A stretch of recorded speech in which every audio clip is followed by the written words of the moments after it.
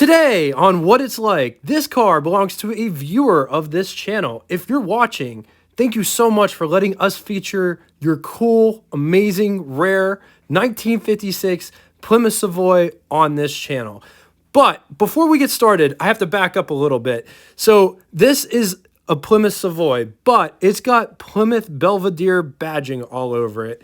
But it's technically a Savoy. So if you see Belvedere anywhere, it's a Savoy with Belvedere trim. All right, but before getting into all of that, I'm Jay. Welcome to What It's Like. This channel, we feature the classics, vintage, some exotics, lots of orphan cars, and cars that are off the beaten path. We dive in deep. We give perceptions as well as perspectives and show specs and period correct ads. If that sounds of interest to you, subscribe, hit the bell icon next to it to never miss a video. Couple of announcements that we need to make real quick.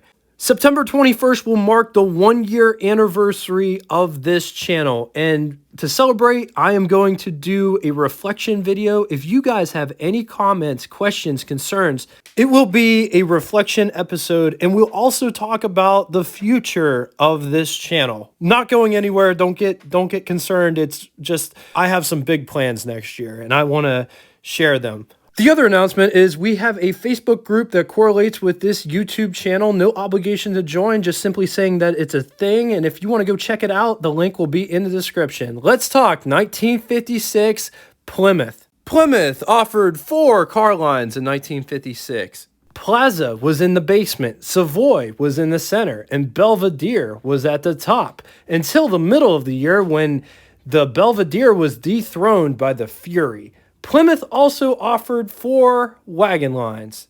Plymouth used the Savoy name from 1954 to 1964.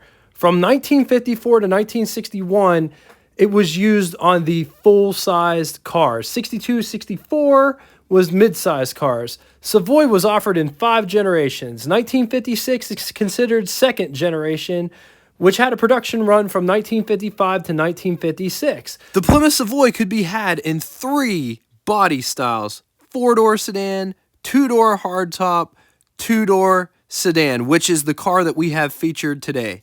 Designed by Virgil Exner, this was the peak, or I should say this was the beginning of the forward look. For those that don't know, Virgil Exner pioneered the fin look. Because of his cars, that's why all the rest of the cars got fins. It wasn't supposed to go that way, but that's the way that it went, and it was all because of Virgil Exner. Some may say Harley Earl because he really was the first one to put fins on it, but Virgil Exner took the fins to a whole new level. This car has a lot of styling cues that are found on other cars that came later on. I'm going to point some out. If you guys find more, put them in the comment section below. Let's talk specs. 204.8 inches long, 74.6 inches wide. It rides a wheelbase of 115 inches. Weighs 3,300 pounds. Price, $2,333, which was equivalent to you spending $25,403.20 in the year 2022. Total 1956 Plymouth production was 571,634 units, of which, that's a possible straight right there, you're just missing the 2, of which total Savoy production was 168,984 units. Moving on to power plants. 5 power plants on offer, starting in the basement with the 230.2 cubic inch displacement flathead 6 3.8 liters. Makes 125 horsepower at 3,600 RPM with a bore of 3.3 inches and a stroke of 4.6 inches. Compression 7.6 to 1. Featured 4 main bearings. Was built of cast iron and fed with a 2-barrel carburetor. Moving up to the next engine, it was the same displacement, 230.2 cubic inch displacement, 3.8 liters, makes 131 horsepower at 3,600 RPM, 3.3 inches is the bore, stroke is 4.6, compression 7.6 to 1, 4 main bearings, cast iron, 2-barrel carburetor. Moving to the first V8 option, 268.8 cubic inch displacement, V8, 4.4 liters, makes 180 horsepower at 4,400 RPM with a bore of 3.6 inches and a stroke of 3.3 inches. Compression is 8-to-1. Features 5 main bearings. Block is made out of cast iron. 2-barrel carburetor. The next V8 engine is a 276.1 cubic inch displacement, 4.5 liters, makes 187 horsepower at 4,400 RPM with a bore of 3.8 inches and a stroke of 3.1 inches. Compression was 8-to-1, 5 main bearings wrapped in cast iron, fed with a 2-barrel carburetor. The last engine on offer was a 303 cubic inch displacement, 5-liter V8, makes 240 brake horsepower at 4,800 RPM with a bore of 3.8 inches and a stroke of genius. I've always wanted to say that. Stroke was 3.3 inches. Compression 925-to-1. Featured 5 main bearings. It was wrapped in cast iron and it featured 1 4-barrel carburetor. Okay, I'm coming in here real quick. I've done my due diligence. I've done my research and I got conflicting numbers across the board. So if any of that is wrong, please correct me in the comment section below. 3 transmissions on offer. 2-speed automatic, 3-speed manual, 3-speed push button automatic. I want to talk about the front end styling. Do you see any other cars in the front end? To me, this looks like Lincoln. Do you see it too? Another symbol of America, 1950s Americana, actually started on a Plymouth Savoy. Doesn't this look a lot like a 57 Chevy Finn? See how these door handles operate. So that's really cool. Opening the door. Notice how wide the door opens. Coming back to the door panel, it's all framed out. Just look at that. Look how thick that framing is too. There's my finger for reference. Coming down here, so it's two-toned. It's more of like a vinyl material here. This feels like a cloth-ish material. Armrest, as well as door handle to pull the door shut. This is the door handle to get out, and this is how you would operate it to get out. This is the window crank for the big window. And there's the window. This is what it looks like. This is the vent window. And that's what that looks like. Coming down inside the pedal box down here. High beam switch, brake pedal. Notice how big that brake pedal is. There's my hand for reference. And there's the gas pedal. Coming up here, emergency brake. All right, getting in.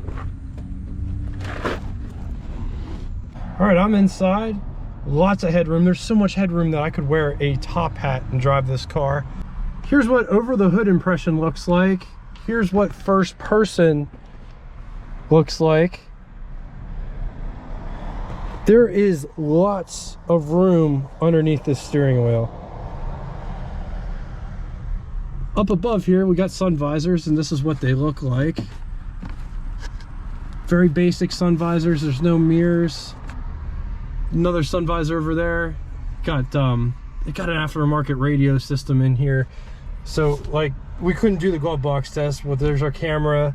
Here's the glove box. They got an aftermarket stereo inside there. But there's an ashtray here that pulls out like that. That's really cool.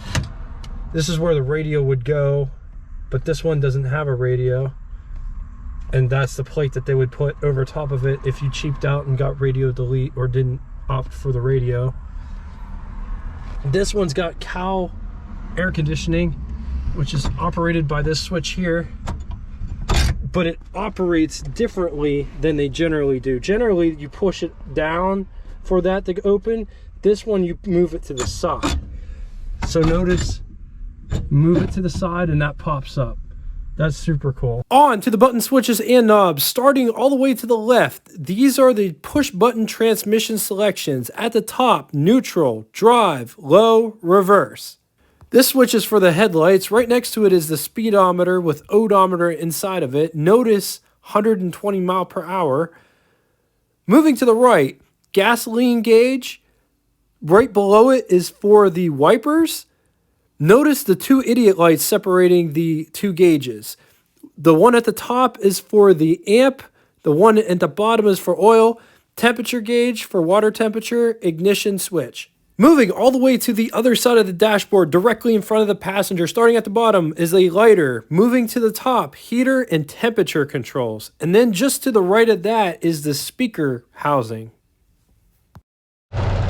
So I wanted to show you this. Just check this out. So this seat is split in a really weird spot. It's not right down the center. So this is for the passenger side, and the driver's side is actually bigger. See how much difference split that is? It's not directly in the center, and I think that's for the person that's sitting in the middle that didn't have to sit in a partitioned spot. All right, so getting in the back seat, we're gonna get in the back seat on the passenger side. So that's all the space that you got. The driver's side seat folds more forward than this seat does. See, this is all the further it goes.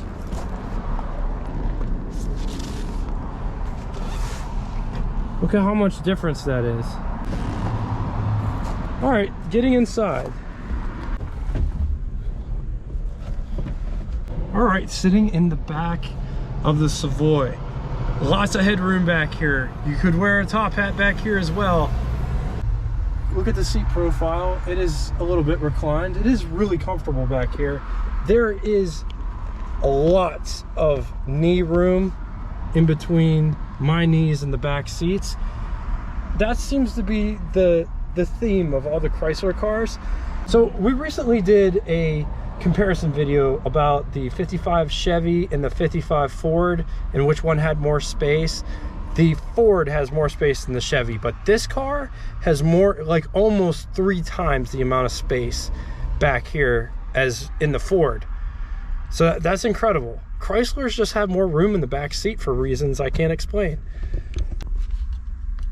There's an ashtray here, armrest on both sides, window crank, as well as coat hook, dome light in center, another coat hook, armrest, window crank, and here's what the window looks like. And it goes almost just about, it's only like a ½ inch from going the whole way down. So just take a look at that. I absolutely love the styling of this car. Coming up to the trunk section, pull up on this. Look at how massive this trunk is. Absolutely huge. This is a full-size bias ply spare. Jack off to the side. Absolutely massive trunk. All right, so the first catch is here. The second one is right up underneath this crest. Yes, like literally right behind it. You'll feel there's a little latch inside there. Pull it towards you, and that releases the hood. The hood is very heavy. There it is. Before moving on to the pros and cons, I want to clear the air a little bit. Like, you're probably sitting there the whole time wondering why someone took a Savoy and put Belvedere badges on it without two-toning it and making it look like a Belvedere. The owner of this car left the hospital in a 56 Plymouth Belvedere. Couldn't find another Plymouth Belvedere, so he found a Savoy that was in really good shape, same color as the one that he left the hospital in. I think he said he was born in 56 too, in a 56 Plymouth Belvedere, first drive home. That's why it has Belvedere trim and it's a Savoy. He could not find a Belvedere in good shape because these tended to rot out. All right, on to the pros and cons. I'm getting all of these pros and cons from the complete book of collectible cars. Blue Chip Auto Investment, 70 years from 1930 to 2000 by Richard M. Langworth and the auto editors of Consumer Guide.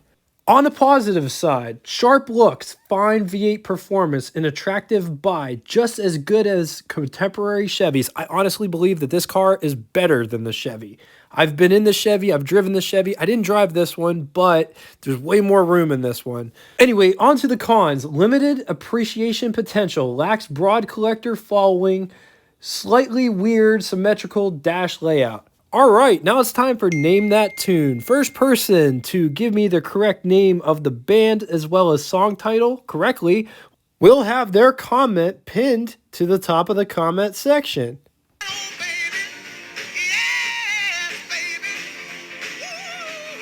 Thank you all so much for coming out. I really appreciate all of the support. And until next time, toodaloo!